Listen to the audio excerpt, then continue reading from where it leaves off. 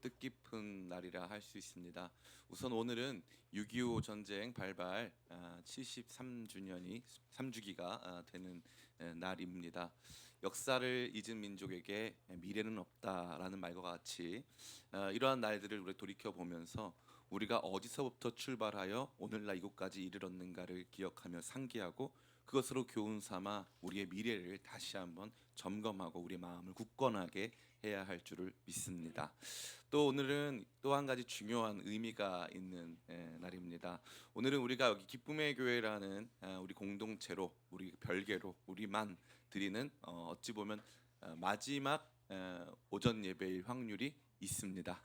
우리 교회가 다음 주부터는 동암교회와 함께 예배를 합니다. 그래서 우리끼리 우리 기쁨의 교회 성도님들끼리 드리는 어찌 보면 오늘이 마지막 오전 예배일 수도 있는 것이죠.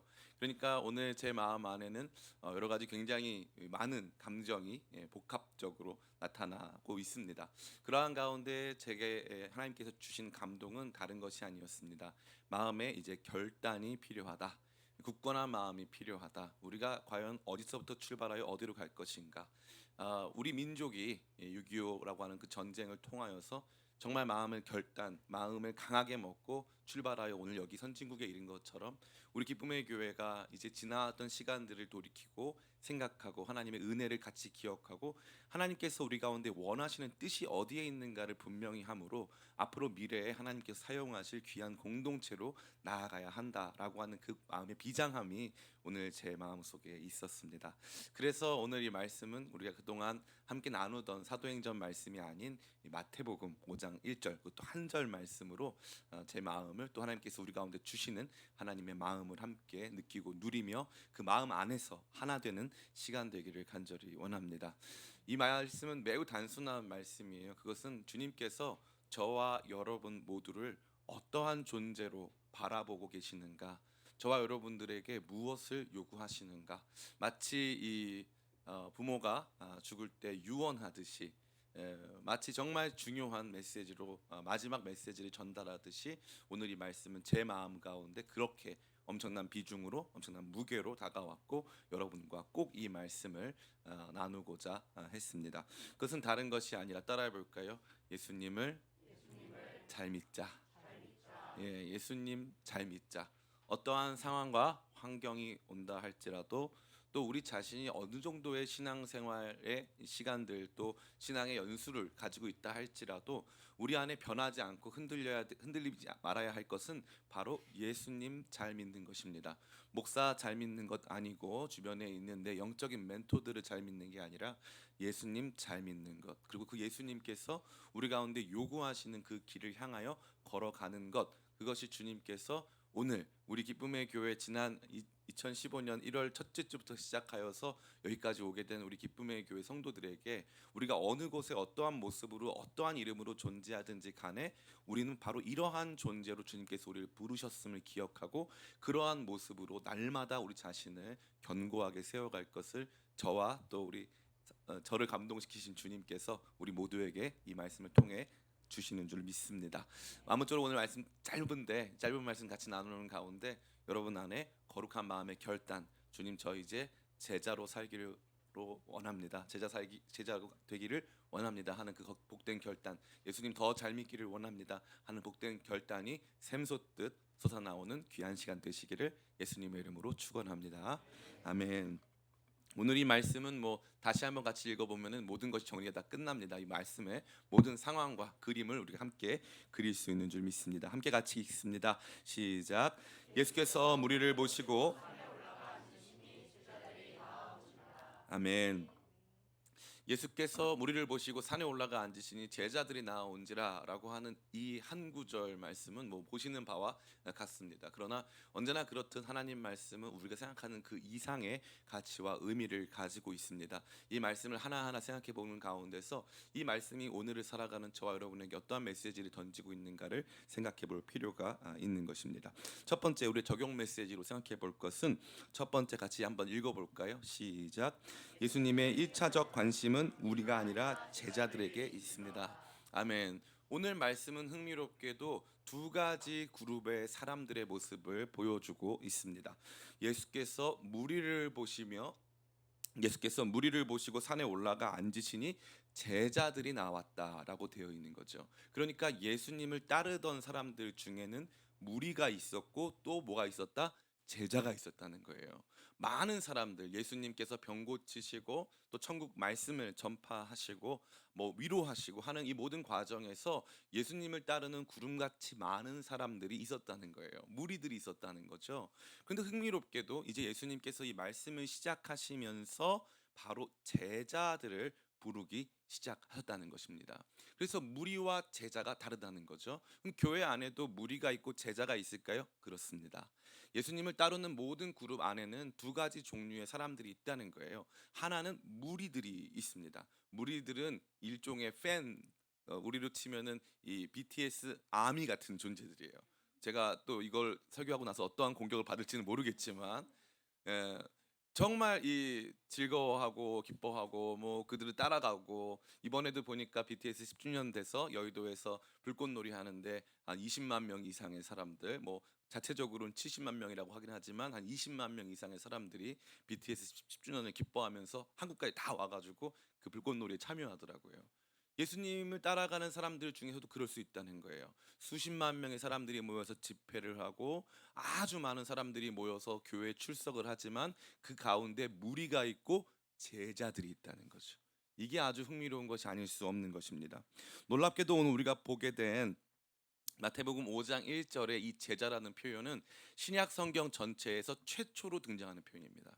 바로 5장 1절부터 예수님이 이제 산상수훈의 말씀을 가르치시려 산에 올라가실 때 예수님께서 그 산에 올라가신 것을 보고 예수님께 더 가까이 나온 한 그룹의 사람들이 있었는데 그들이 바로 제자들이었다는 거예요.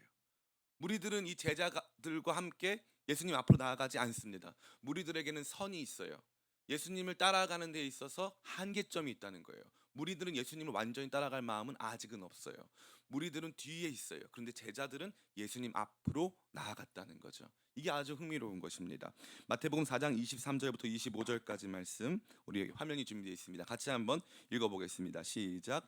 예수께서 온 갈릴리에 두루 다니사 그들의 회당에서 가르치시며 천국 복음을 전파하시며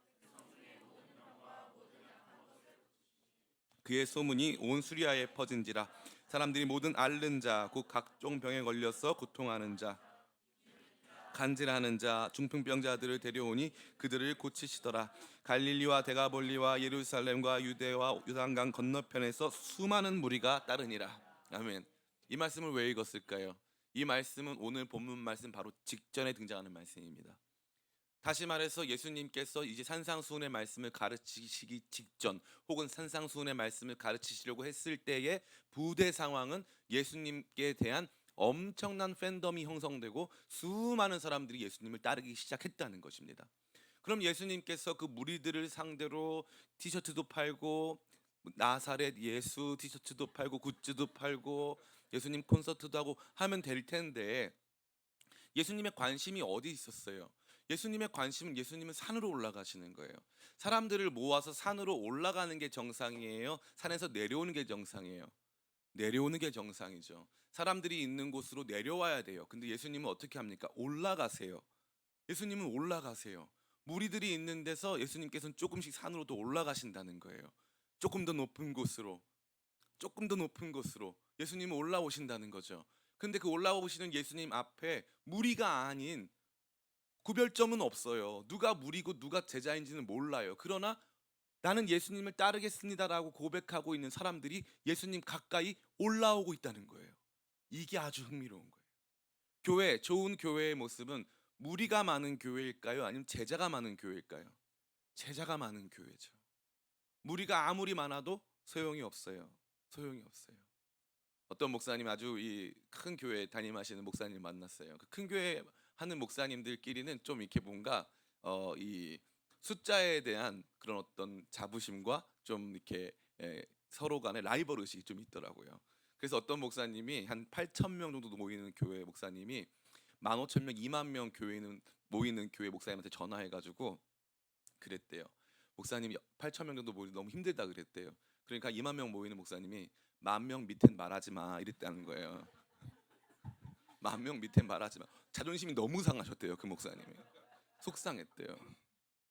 근데 또 재밌는 게 최근에 또 제가 다른 목사님 만났는데 이 교회는 아주 크진 않아요. 한 1,500명, 2,000명 정도 모이는 교회인데 목사님이 또 한 3만 명 모이는 교회 목사님하고 아침마다 탁구를 친대요.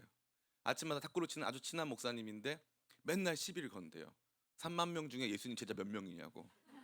우리는 2,000명 중에 1,500명은 제자다. 진짜 우리 교회 뜨겁다. 그러면은 우리 교회랑 한번 붙어보자. 진짜 우리 교회가 훨씬 제자 많다. 너무 유치했어요. 너무 꼴보기 싫었고. 그런데 한편으로는 그 말씀이 참 맞다고 생각했어요. 예수님 제자가 아닌 무리들 10만 명, 20만 명, 30만 명과 예수님을 정말 따라가는 진짜 제자들 100명, 50명, 70명, 12명, 1명 어느 것이 더 힘이 있을까? 복음서는 끊임없이 이 무리와 제자들을 구별해요. 예수님도 이 무리와 제자들을 다루는 방식이 완전히 다르세요. 무리로 만족하는 사람, 예수님 따라가는 큰 무리 중에 일부로 살 사람, 그리고 예수님 제자로 살 사람이 구별되어 있다는 거예요. 근데 예수님의 관심은 어디를 향해 있는 거예요? 제자들에게 향해 있는 거예요. 제자들에게. 정확한 거예요. 이것이 예수님의 궁극적 관심이에요. 이것을 볼 수 있는 가장 중요한 것이 무엇입니까? 바로 Great Commission, 예수님의 대위임령이라고 하는 거예요. 예수님께서 승천하시면서 제자들에게 주시는 말씀이에요. 같이 한번 읽어보겠습니다. 마태복음 28장 18절에서 20절 같이 읽습니다. 시작. 예수께서 나와 말씀하여 이르시되 하늘과 땅의 모든 권세를 내게 주셨으니 그러므로 너희는 가서 모든 민족을 제자로 삼아 아버지와 아들과 성령의 이름으로 세례를 베풀고 내가 너에게 분부한 모든 것을 가르쳐 지키게 하라. 볼지어다 내가 세상 끝날까지 너희와 항상 함께 있으리라 하시니라. 아멘. 여기에서 보면은 많은 동사들이 등장하죠. 여기 보니까 뭐라고 되어 있습니까? 아버지와 아들과 성령의 이름으로 세례해주고 가르쳐 지키게 하라, 이런 표현들이 등장하니까 사람들이 목사님 여기에는 동사, 우리가 이제 문법적으로 보면 동사가 많이 등장하네요. 근데 놀라운 것은 여기에 동사 형태로 등장하는 단어는 딱 하나예요. 나머지는 좀 어려운 표현인데 분사 형태입니다. 다 무엇 하는 가운데 이렇게 하면서라는 분사 형태를 띠고 있어요. 딱 명령어가 딱 하나 등장하는 거예요. 그 명령어가 뭔지 아세요?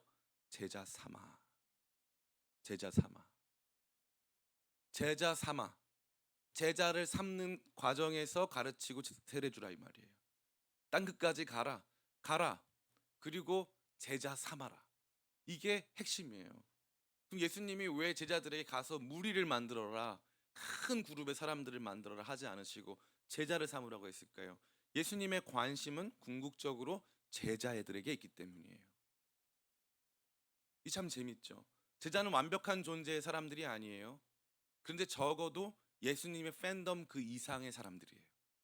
예수님을 따르려고 마음으로 결단하는 사람들. 앞서 제가 말씀드렸죠. 무리와 제자들이 옷을 다르게 입습니까? 아니죠. 똑같은 옷을 입습니다.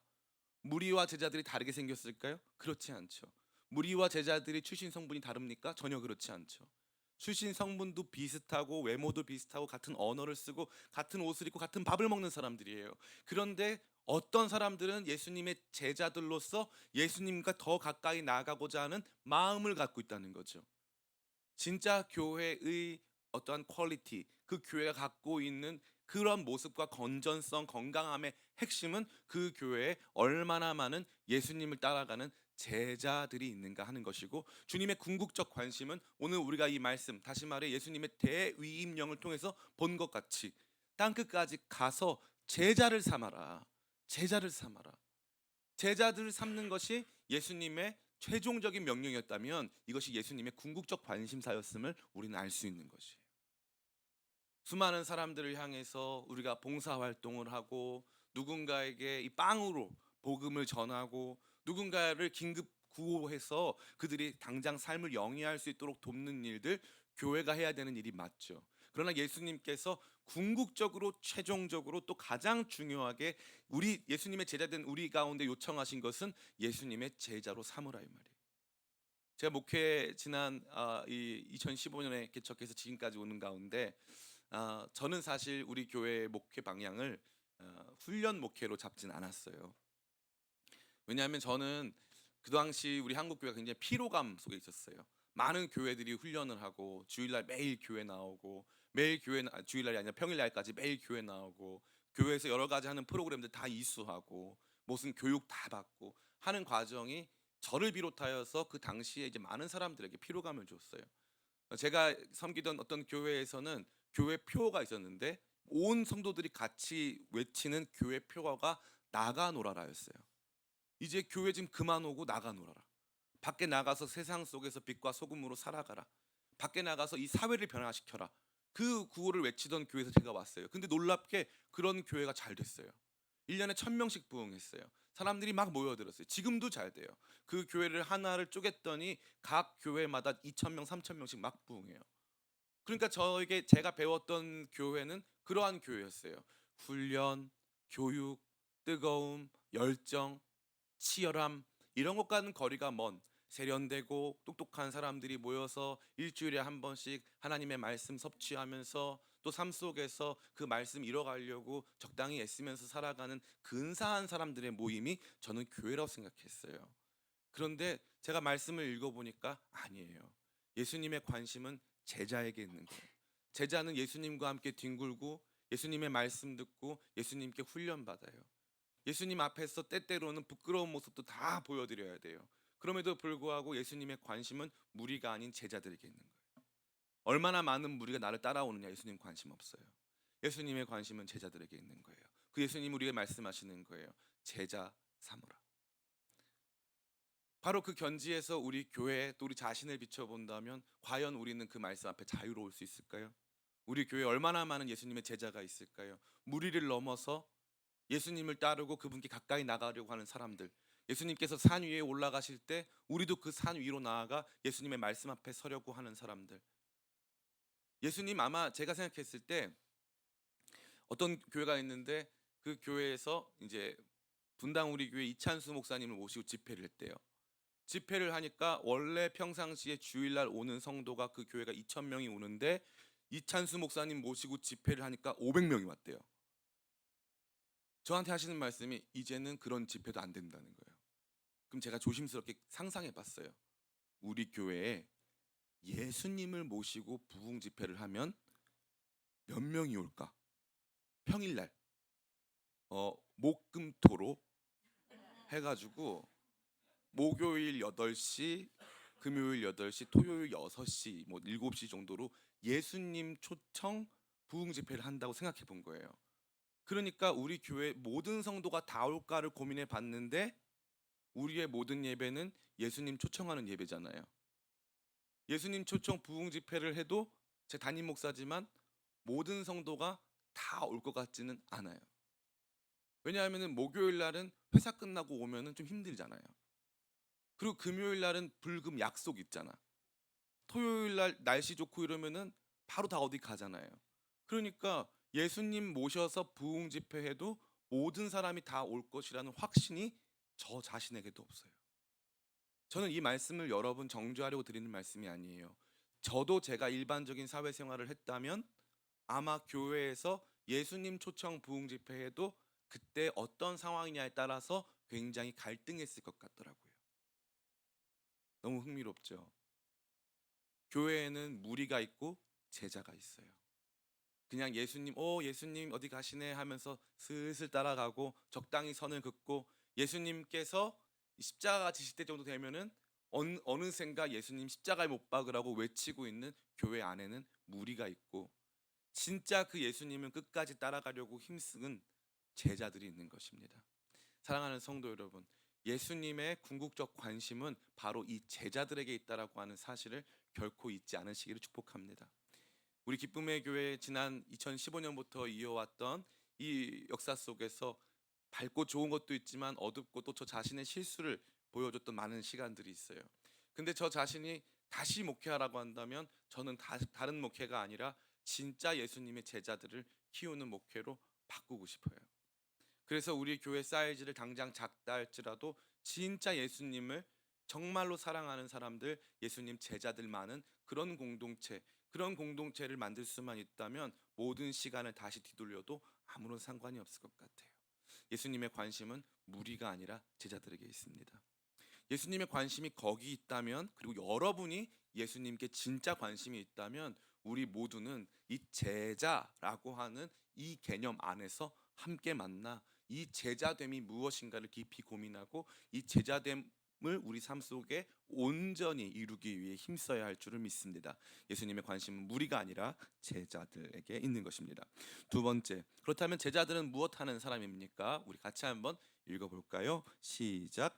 제자는 예수님의 말씀을 듣고, 아멘. 제자들의 핵심은 무엇입니까? 제자는 뭐 뻔하죠. 제자는 배우는 사람입니다. 배우는 사람. 오늘 이 말씀 제가 다시 한번 읽어드리겠습니다. 예수께서 무리를 보시고 산에 올라가 앉으시니 제자들이 나온지라. 예수님께서 무리를 보시고 산에 올라가 앉으신 제자들이 나오는지라. 흥미롭죠. 왜 그렇습니까? 이 직전 말씀이 예수님이 병 고치시고 회당에서 말씀 가르치시고 수많은 사람들을 위로하시니까, 먹이시고 돌보시니까 백성들이 예수님께 구름대처럼 많이 모여들었다라고 하는 예수님 사역의 성공을 보여주고 있어요. 그런데 이제는 예수님께서 성공적인 사역 그 이후에 이 성공적 사역의 마침표를 예수님은 이제 산상수훈의 말씀으로 가져가시는 거예요. 예수님이 왜 병 고치셨습니까? 말씀 가르치시려고요. 예수님이 왜 먹이십니까? 말씀 가르치시려고요. 예수님께서 왜 누군가의 삶을 위로하시고 변화 주셨습니까? 말씀 가르치시려고요. 예수님의 마지막 행동은 바로 이 말씀 가르치심에 놓여져 있는 거예요. 영광스러운 사역이 지나가고 엄청난 기적이 지나간 다음에 예수님은 여러분에게, 저에게 말씀 가르치기를 원하신다는 거죠. 자, 이제 여러분에게 말씀드리고 싶어요. 또 한 가지 질문이죠. 우리 주중에 예수님 모시고 집회를 하는데, 주중에 예수님 초청 집회를 하는데, 그날 만약에 오늘 밤 집회 내용은 키 작은 사람 키 크게 해주는 내용이다. 만약에 진짜 오늘 집회는 신유 집회인데 특별히 이제 이 성장 집회다. 그러면은 그날 제가 생각했을 때 우리 여기서 예배 못 드립니다. 그때 이제 광고하고 여의도 광장 나가야 돼요. 그러면은 자기 애기들 데리고 다 와가지고 안수 받는 거예요. 그리고 이제 그 다음 날 돼서 이 예수님 집회 중에 성형 기적 집회가 다음 날 있는 거예요. 첫날은 이제 성장 집회, 둘째 날은 성형 집회. 그래서 예뻐지는 날이에요, 그날. 농담 안 하고 그날은 여의도 광장도 부족합니다. 그때는 뭐 엄청난 수준의 인파가 모여들 것으로 예상이 되고, 본인 환부에 손을 얹어라 그러면 얼굴에 막 손을 얹고 막 쌍꺼풀 막 코 손 얹고 막 기도하면서 예수님이 막 고쳐주시고 막 그러면 막 아멘 외치고 막 거울 보고 막 뒤집어지고 막 이런 일이 막 벌어질 거예요. 예. 엄청나게 많은 사람들이 모일 겁니다. 그죠? 근데 예수님께서 그 집회하고 이제 막 수만 명 막 모여가지고 막 성령 집회하고, 주님 제가 예뻐졌습니다, 뭐 주님 제가 키가 컸습니다, 막 할렐루야 막 외쳤는데 다음 날 집회가 예수님 산상수훈이다. 자, 그러면 인원이 어떻게 될까요? 늘어날까요? 줄어들까요? 그렇죠. 저와 여러분이 다 하는 거예요. 인원이 급감합니다.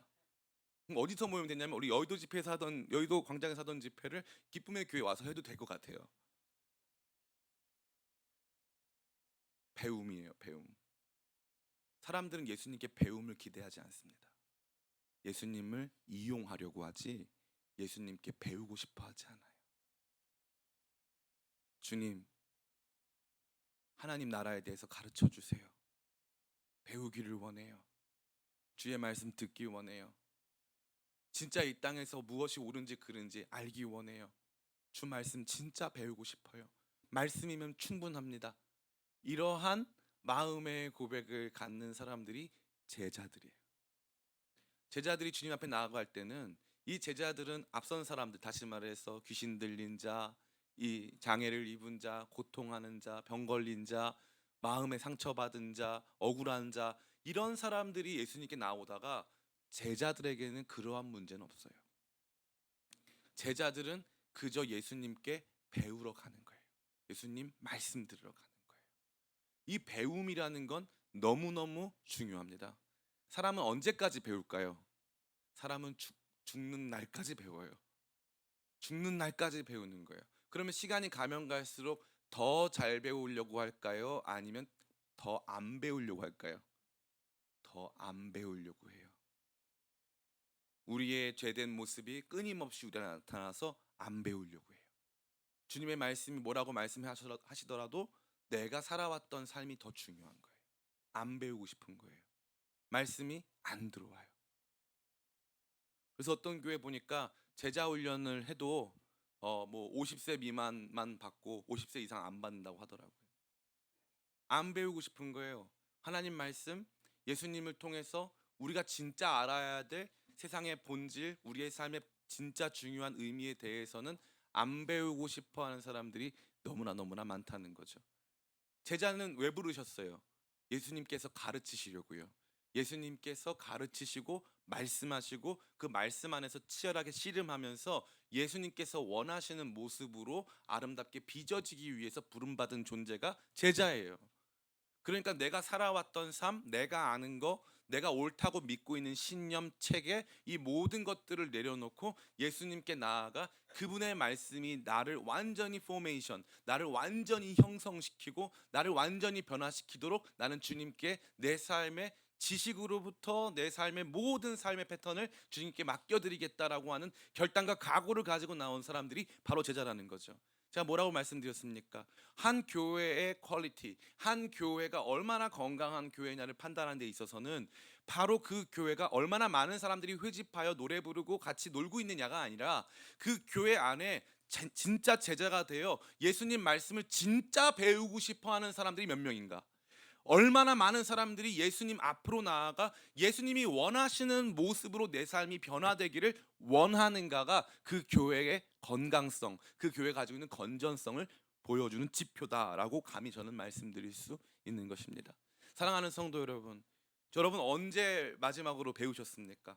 언제 배우셨어요? 저는 어저께도 배웠어요. 저는 그저께도 배웠어요. 날마다 배워요. 여러분도 사실 배우고 계실 거예요. 사실 삶 속에서. 그런데 중요한 건 뭐예요? 세상의 제자이냐 예수님의 제자이냐. 예수님께 어떻게 배울 수 있어요? 예수님의 가르침 말씀에 다 써 있어요. 이 말씀만 제대로 잘 이해하면 되는 거예요. 목회자는 목회자의 가르침을 주는 게 아니에요. 많은 사람들이 착각해요. 목회자가 목회자의 가르침을 주는 거다. 절대 그렇지 않습니다. 목회자라고 하는 사람들은 예수님의 가르침을 설명해 주는 거예요. 그래서 예수님께 배우도록 하는 거예요.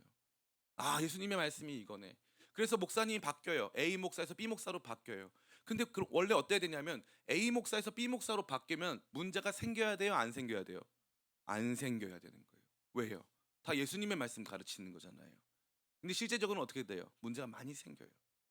사람들이 예수님의 말씀도 A 목사님한테 배웠다, B 목사님한테 배웠다, 이게 다르기 때문이에요. 제가 가면 가끔 기도원에 가잖아요.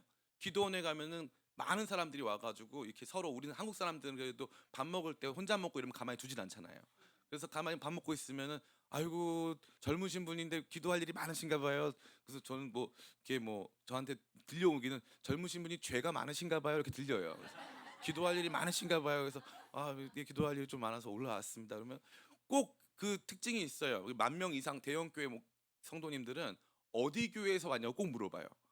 그러면 이제 우리 교회 얘기를 하잖아요. 기쁨의 교회에서 왔어요. 그러면 잘 몰라요. 그러면 아 그러시구나 아는 척해요. 아 그러시구나 한 다음에 이제 본인 교회 얘기를 해요. 꼭 저는 뭐 강남에 있는 뭐 러브 교회에서 왔습니다. 저는 뭐 압구정동에 있는 호프 교회에서 왔습니다. 뭐 이런 식으로 막 이렇게 얘기를 해요. 그리고 나서 하는 말이 꼭 하는 뒤에 붙이는 게 뭐냐면 누구 목사님한테 배웠다 이거예요. 저는 한 번도 못 본 게 저는 어디서 예수님 말씀 배우고 있어요. 이런 성도 본 적이 없어요. 다 목사님, 내가 아는 목사님, 내가 배운 목사님의 그 권위에 호소하는 거예요. 너무 아쉬워요. 우리 예수님께 배우는 사람들인데, 예수님 제자들인데 언젠가부터 예수님 말씀 듣기를 원치 않고 배우려 하지 않는 거예요. 그래서 이 말씀이 무슨 뜻인가? 그거 가지고 씨름하지 않는다는 거죠. 이 말씀이 저와 여러분을 실제로 변화시키고 그동안 내가 알고 있던 것들을 완전히 다 뒤집어 버리는 역사가 많이 없기 때문이에요. 제가 목사로서 제일 기쁠 때가 언제인 줄 아세요? 어떤 분들이 저한테 주중에 카톡을 보내요. 목사님 말씀이 있는데 이거 무슨 뜻이에요? 그럼 제가 답변을 드리잖아요. 그러면 성도님들이 너무 놀라는 거예요. 너무 나 이 뜻인지를 몰랐는데 너무 신기하다. 이 말씀 너무 놀랍다. 그렇게 저한테 답을 주실 때 아, 정말 목사로 살길 너무 잘했다. 이런 생각이 듭니다. 주님은 저와 여러분을 제자로 부르셨어요. 많은 무리가 아니라 제자. 제자의 제자됨 핵심은 배우는 사람들이에요. 저는 여러분들이 예수님께 배우게 되시기를 간절히 축원합니다. 자, 우리 세 번째입니다. 따라 같이 한번 읽어볼까요? 시작. 제자는 하나님 나라의 시민들로 부름받습니다. 아멘. 그럼 제자가 무엇이냐? 예수님께 배우는 사람들. 그리고 나서 이 제자는 그러면 어떻게 살아가느냐? 하나님 나라 시민으로 살아요. 목사님 왜 이렇게 말씀하십니까? 여기 보니까 오늘 예수님께서 무리를 보시고 산에 올라가시니 제자들이 나온지라라고 말씀하셨죠? 그래서 예수님께서 입을 열어 가르치시되 심령이 가난한 자는 복이 있나니 천국이 그들의 것이미요 라고 시작되는 말씀이 오늘 마태복음 5장에 등장하는 말씀이에요. 이 마태복음 5장부터 7장까지 등장하는 말씀은 교회 안 다니는 사람들도 다 알아요. 마태복음 5장부터 7장까지의 말씀은 산상수훈의 말씀이에요. 누구든지 너의 오른뺨을 치면 왼뺨을 돌려대라. 누구든지 너의 겉옷을 취하면 속옷까지 줘라 라고 말씀하시는 세상에서 본 적 없는 예수님 복음의 핵심적 가치가 오늘 이 산상수훈에 등장하는 거예요. 그럼 이 산상수훈의 가르침을 무리들한테, 여러분 잘 들어보세요, 대중연설로 한 거 아니에요. 제자들에게 이 하나님 나라에 대해서 말씀하신 거예요. 근데 이 하나님 나라의 모습이 그 당시에 알고 있었던 사람들이 일반적으로 알고 있는 세상 나라와 완전히 반대예요. 세상 나라는 심령이 가난한 자가 복이 있지 않아요. 세상 나라는 물질적으로 부유한 사람이 복이 있고 그 사람들이 세상 나라의 주인이에요. 세상 나라는 애통하는 자들에게 복이 있지 않습니다. 웃고 건강하고 즐거워하는 사람들에게 복이 있어요. 그런 사람들에게 더 큰 위로가 임합니다. 돈이 많으면 많을수록 더 임하는 거예요. 그런데 하나님 나라는 뭐예요? 애통하는 자는 복이 있나니 그들이 위로를 받을 것이며 의에 줄이고 목마른 자는 복이 있나니 그들이 배부를 것이며, 이 말씀이 막 전파되고 하나님 나라가 어떠한 것인가를 막 이야기해 주시는 거예요. 근데 놀랍게도 이 말씀을 듣는 천국 말씀, 천국의 비밀을 듣게 되는 1차 청중이 바로 제자들입니다. 이 말은요, 여러분에게 예수님께 말씀하시는 거예요. 아무개야 잘 들어라. 하나님 나라는, 내가 지금부터 선포할, 그리고 지금부터 이 땅에 임할 이 하나님 나라는 너가 살아가던 삶의 방식과는 완전히 달라. 이 나라의 방식은 심령이 가난한 자에게 주님께서 천국을 주시고, 의에 줄이고 목마른 자들에게 주님께서 배부르게 하시고, 애통하는 자들을 위로하시고, 화평케 하는 자들이 하나님의 아들이라 일컬음을 받게 되는 이 놀라운 역사가 이제 제자들인 너희들을 통하여 이루어질 거야. 제자의 삶은요, 이 땅 가운데서 이 땅의 시민으로 사는 것이 1차 목표가 아니에요. 제자의 삶은 하나님 나라의 사람으로 사는 거예요. 하나님 나라의 사람으로. 제가 월요일 날 한 미국인 가정을 구조했어요. 전철 타고 교회를 오는데, 월요일 날은 쉬는 날이지만 저는 맨날 교회 와요. 교회 오는데 할머니 할아버지 한 분이, 미국인 할머니 할아버지 한 분이 이렇게 길을 헤매서 제가 도와드리려고 갔는데 이제 그 사연을 듣게 된 거예요. 이 할머니가 크리스찬이에요. 크리스찬인데 좀 이따 오후 예배 올 텐데 크리스찬인데 한국의 대구 안에 있는 미군 부대에서 국제학교에서 이제 오랫동안 17년 동안 여기서 선생님으로 있던 분이에요. 처녀로 있었는데, 결혼 한 번도 안 하고 처녀로 있었는데, 한국인 입양아 2명을, 처녀가 40살 처녀가 2명을 입양해서 2명을 다 키운 거예요. 2명을 다 키워가지고 자기의 79번째 생일 기념으로 어디를 가고 싶냐 물어봤더니 한국을 가고 싶다 그래서 아무런 계획 없이 집으로 돌아가는 여행표도 안 사고 혼자 새로운 남편과 함께 둘이 같이 한국에 온 거예요. 한국에 왔는데 하나님이 그들을 만나게 하셨어요. 만나게 하셨는데 제 마음에 그런 생각이 드는 거예요. 이 땅에 살아가면서 나 하나 배불리 잘 먹고 잘 살려고 하는 사람들 너무나도 많아요. 처녀예요. 아이를 낳아본 적도 없어요. 근데 40살에 대구에서 한국 학생들도 아닌 미국인들 가르치고 있다가, 거기에서 그 당시에 80년대 가난한 그 대구에서, 거기에서 이 아이 2명 입양해서 본인이 다 키워가지고 아이 하나는 지금 간호사고 하나는 이 미국 공무원이 돼가지고 얼마나 잘 사는지 모른대요. 제가 그 말을 듣고 나니까 많은 생각이 들더라고요. 이 땅에 처음 왔던 선교사님들, 제가 언더우드 선교사님 얘기 드렸죠. 언더우드 선교사님은 굉장히 부유한 가정이에요. 얼마나 부유하냐 하면, 여러분이 나중에 중고나라에 타작이라고 하는 골동품을 한번 쳐보세요. 그 타작기에 여러 가지 중요한 메이커가 있는데 그 중에 하나가 언더우드 타작이라는 게 있거든요. 이 언더우드 타자기가 미국의 양대 브랜드예요. 옛날에. 그런데 그때 이 언더우드 타자기를 언더우드의 형이 만든 거예요. 그러니까 엄청난 부유한 사람입니다. 근데 그런 사람들이 이 땅에 와서 벌써 지금 연세대학교에 5대째, 5대째 그 학교를 섬기고 이 땅에서 자기들의 생명, 이 땅에서 자기 삶을 묻어버리고 하는 그 역사가 일어나는 거죠. 제자들의 삶은요, 이 땅의 질서, 이 땅의 가치를 쫓는 삶이 아니에요. 제자들의 삶은 하나님 나라의 질서, 하나님 나라의 통치를 쫓아가는 삶이에요. 이 땅에서 그 삶을 살도록 주님께서 제자들을 부르신 것입니다. 저 여러분 모두가 주님께 나와 그 말씀 들으며 그 말씀이 우리로 하여금 가게 하시는 하나님 나라 백성의 영광스러운 삶으로 나아가시기를 예수님의 이름으로 축원합니다. 마지막 네 번째입니다. 같이 읽겠습니다. 시작. 제자됨의 핵심은 예수님께로 나아감입니다. 아멘. 우리 1절 말씀 같이 한번 읽고 이 말씀 마쳤으면 좋겠는데요. 1절 말씀 같이 읽습니다. 시작. 예수께서 무리를 보시고 산에 올라가 앉으시니 제자들이 나온지라. 아멘. 여기 나아오다라고 하는 이 동사는 헬라어로 프로스 에르코마이라고 하는 거예요. 에르코마이는 가다, 걷다 이런 뜻인데 프로스는 무언가를 향해서 나간다는 거예요. 무언가를 향해서 나간다. 그럼 프로스 어디로? 예수님께로 나아갔다 이거예요. 그럼 제자들 재밌죠? 이 제자들은 이 당시에 완벽한 존재였습니까? 불완전한 존재였습니까? 불완전한 존재예요. 예수님의 말씀 다 알았어요? 몰랐어요? 몰랐어요. 배워도 몰랐고 배워도 안 됐어요. 이 사람들은요, 우리랑 다를 것이 하나도 없는 수준이 아니라 어찌 보면 우리보다 못한 사람들이었을 거예요. 서로 사랑하라고 했더니 자기들끼리 싸웠어요. 예수님께서 끊임없이 얘기를 해도 듣지를 않아요. 들어먹지를 않습니다. 예수님께서 놀라운 일을 행하셔도 예수님 믿지를 않아요. 믿지 못하고 말 듣지 못하고 살지 못하는 사람들, 그 사람들이 바로 제자들이었단 말이에요.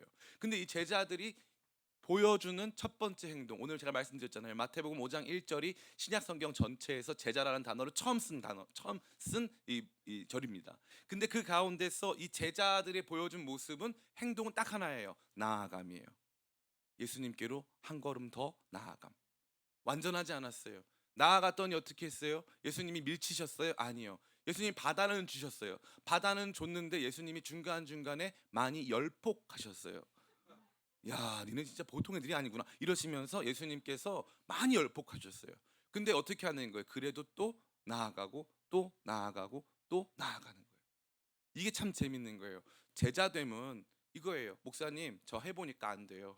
예수님 말씀 못 배우겠어요? 하나님 나라 질서, 하나님 나라 시민의 삶 못 살겠어요. 저 못 따라갑니다. 근데 어떻게 하는 거예요? 그래도 한 걸음 나아가는 거예요. 그래도 한 걸음 나아가는 거예요. 한 걸음 한 걸음 예수님 쫓아서 가는 삶. 누구보다, 무리보다 한 걸음 더, 무리보다 한 걸음 더. 교회에서 특별 집회한다고 하면 무리들은 그날 스케줄 봐서 못 오면 못 하는 거예요. 그런데 제자들은 부담이 되는 거예요. 예수님께 한 걸음 더. 이런 일 하면 한 번 더 나가줘야 되는 거 아닌가? 한 번 더 내가 한 발자국 더 뛰어드려야 되는 거 아닌가? 그 주님을 더 알기 위해서, 그 주님께서 원하시는 삶을 살기 위해서 주님의 궁극적 관심이 무리가 아니라 제자들에게 있다고 하니까 한 걸음 더, 한 걸음 더, 한 걸음 더 나아가야 하는 거 아닌가? 이게 저와 여러분에게 주신 주님께서 보여주시는 제자의 삶입니다. 사랑하는 성도 여러분, 이제 말씀 다 마쳐요. 기쁨의 교회 2015년 1월에 설립해서 저에게 있어서는 제 자식과도 같고 저 모든 것이라고 할 수 있는 교회입니다. 우리 기쁨의 교회 이제 오전 예배, 오늘이 아마 마지막일 수 있고, 저는 우리 교회 우리끼리 드리는 오전 예배가 오늘 마지막이었으면 좋겠어요. 그래서 이제는 함께 더 크고 아름다운 비전 속에서 진짜 주님께서 기뻐하시는 모습 속에서 함께 성장했으면 좋겠어요. 그런 어떤 의미로 이게 제가 우리 기쁨의 교회에게만 드리는 마지막 설교예요. 이 마지막 설교에서 제가 고민을 많이 해봤는데, 이 마지막 설교에서 주님께서 저와 여러분에게 원하는 것은 바로 예수님 더 잘 믿는 것이에요. 예수님 더 잘 믿는 건 무리가 아니라 무리에서 한 발자국 더 나아가는 거예요. 무리에서 한 발자국 더 나아가 제자가 되는 거예요. 예수님의 궁극적 관심이 제자됨에 있는 거예요. 제자는 배우는 사람들이에요. 제자는 하나님 나라를 이 땅 가운데 살아가는 사람들이에요. 부족하고 연약하지만 목사님 어떻게 배우고 어떻게 살아갑니까? 예수님께로 한 걸음 한 걸음 더 나아가는 사람이에요. 무리들이 예수님 떠날 때 나는 한 걸음 더 나아가겠다. 나는 조금이나마 다른 사람들보다 더 예수님께 가까이 가기를 원한다 하는 그러한 사람들이 많아진 교회, 그러한 사람들로 변화된 우리가 예수님께서 기뻐하시는 제자들의 삶인 것을, 그러한 교회임을 다시 한번 확인하며 이 말씀을 가슴에 새기고 우리가 앞으로 만들어 나갈 우리의 교회, 우리가 앞으로 세워갈 우리의 삶을 제자들의 교회, 제자들의 삶으로 세워가게 되시기를 예수님의 이름으로 축원합니다. 아멘. 제가 기도하겠습니다. 주님 감사합니다. 전쟁이 시작됐었던 날 아침, 이 부족한 종의 마음에도 비장한 결의와 각오가 새롭습니다.